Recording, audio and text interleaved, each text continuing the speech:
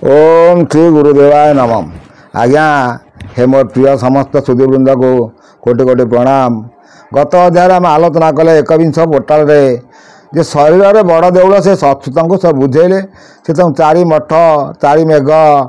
सब कौटी कौटी बसुँच आपन को गीत मध्यम कहीदेली पुणी आम आसुँच द्वाविंश पोर्टाल को से कौन कहते आज्ञा स्वयं निराकार कहते अच्युत को ये कहते प्रभु निराकार शुण अच्युत ज्ञान चारम ब्रह्म ज्ञान जो पथ कहूँ आराधन सुतम जीव परम मिसाओ रात्र दिवस खेलु थाओ आबोरी टिकुटर दान अलेख ब्रह्म को चिन्ह ये टिकुट द्वारा गले पिटी शून्यपुर को जीव उठी ओंकार गर्जन को द्वार मने अनुभव कर तीर दे करे दुष्टे अमन सूत्रे देवु गंठे अण अक्षरे तोड़ुबू एका अक्षरे फेराइबू। ये आज्ञा सुंदर गंठीर तत्व स्वयं निराकार अच्युत को बुझाऊँ जे त्रिकुट संधि जदि द्वारा तू खोली पारिबू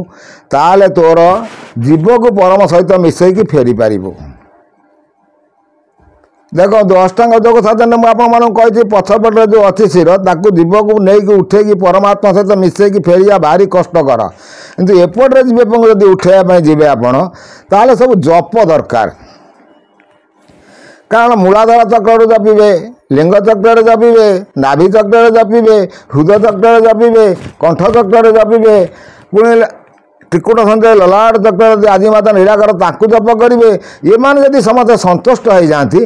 आपण जीवात्मा को सी बाटे छाड़देवे छाड़देले ये सीधा आगे उठे ए शिर सीधा होगी उठीज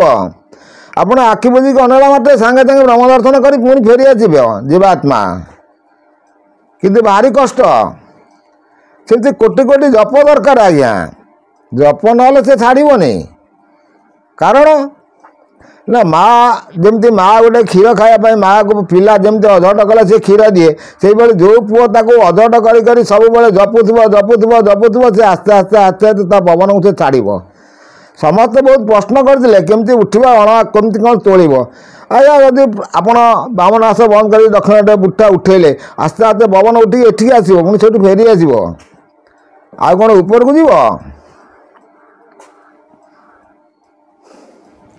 से आउे कथा भल कथा कहते ब्रह्म ज्ञान जो पथ कहूँ आराधन तुष्टम जीव को परम मिसाओ रात्र दिवस खेलु थाओ आबोरी टिकुटर दान अलेख ब्रह्म को चिन्ह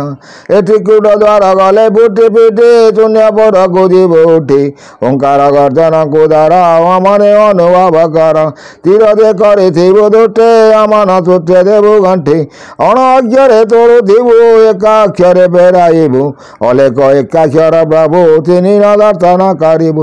तालुका तड़का उदय प्रभु अतंती ब्रह्ममय से दया भया को जे जाने से तीन पुर को से जाने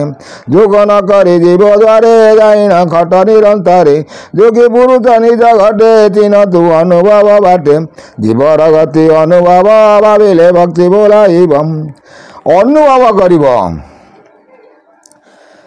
जीवर गति परम सांगे मिशुची परम देवता को तुम अनुभव कर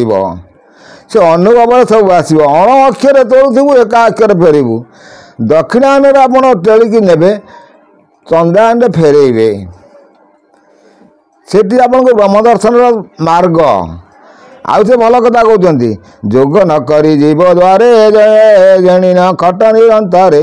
सब बेले आप जप जो मैंने करुँच जो मैंने जप त्रिसंध्या जप जो मैंने करें सुविधा गोटे सकाल जप गोटे हूँ त्रिसंध्या माने गोटे सकाल ब्रह्म मुहूर्त आ गोटे हूँ 12टा साढ़े 12टा पाठ को आप सी गोटे बेला सी हूँ गोटे ब्रह्म मुहूर्त पुणी आप संध्या बेल तेणु ये त्रिसंध्या जो मैंने करुवे से जो जप सी जीव परम को मिसई पारि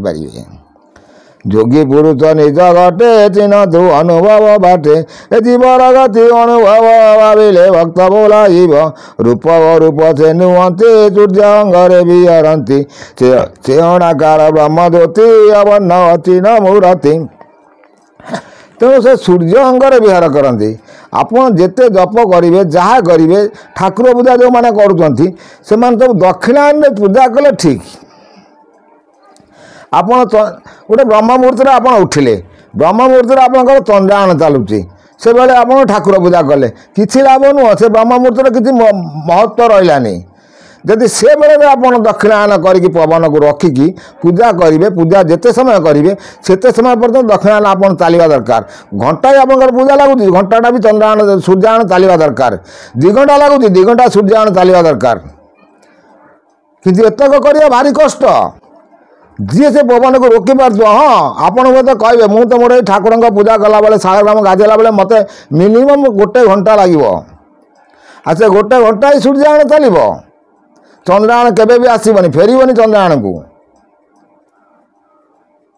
ତେଣୁ ଭାରି କଷ୍ଟ ସାଧିବା ପାଇଁ ହେଲେ ସେ ଛାଡ଼ନ୍ତୁ, ଆମେ ସେ ଠାକୁର କଥା ଦେଖିବା ପର କଥା। ସେ ଠାକୁର ତ ମହା ବଦମାସ, ତାକୁ ବାବା ଯାହା ମୁଁ କରୁଛି, ସିଏ ମୋତେ ଯାହା କରୁଛି, ମୁଁ ଯାହା ତାକୁ କ'ଣ କରୁଛି ଆଉ କହି ନାହିଁ, ଛାଡ଼ନ୍ତୁ।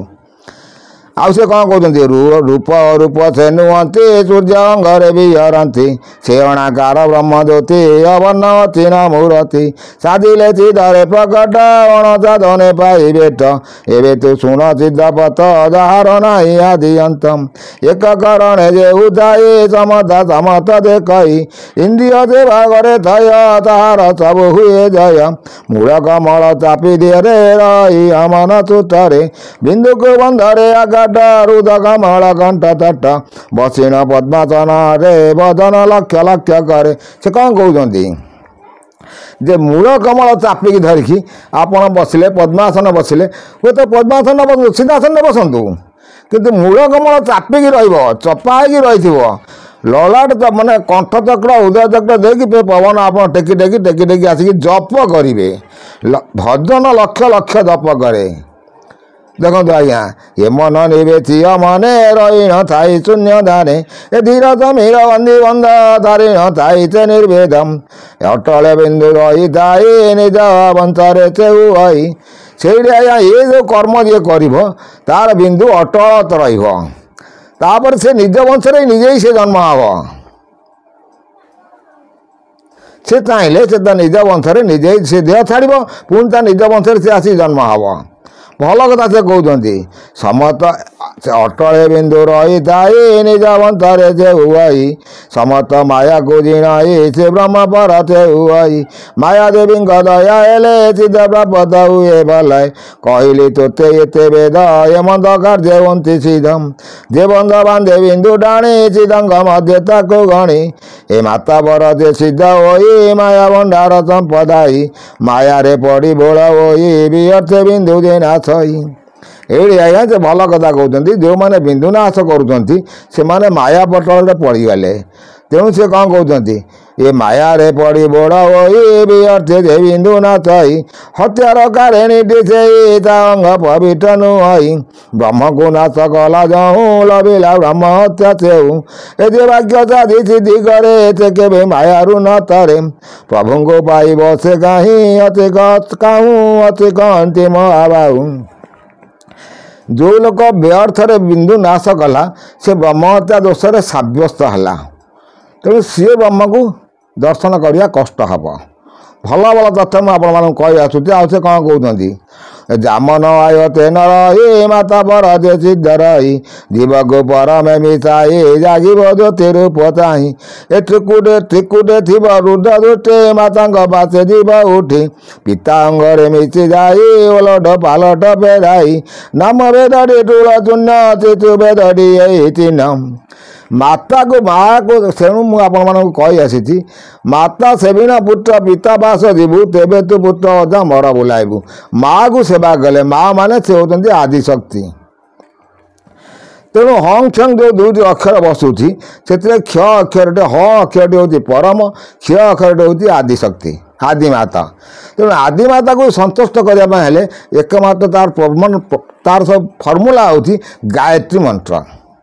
ତେଣୁ ଆପଣ ଲକ୍ଷ ଲକ୍ଷ ଗାୟତ୍ରୀ ଜପ କଲା ପରେ ଆପଣଙ୍କର ସିଦ୍ଧତା ଆସିବ, ମା ସେଠି ବାଟ ଆପଣଙ୍କୁ ଛାଡ଼ିଦେବେ।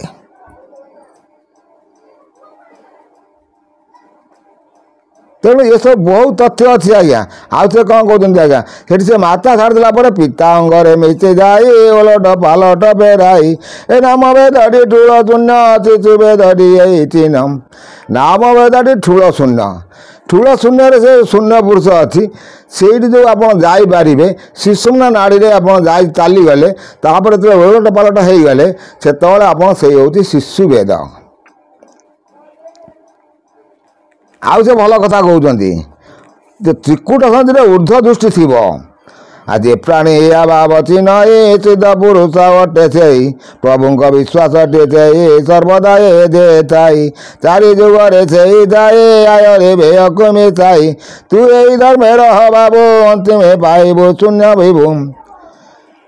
यही जो शास्त्र तोते कहली यही जो नीति कहली यही नीति जब तू रही चारि जुगरे तू रही चारि जुगरे कौन अमर हो ना आज्ञा से जीव फेर पुणी तार चेता रही तेणु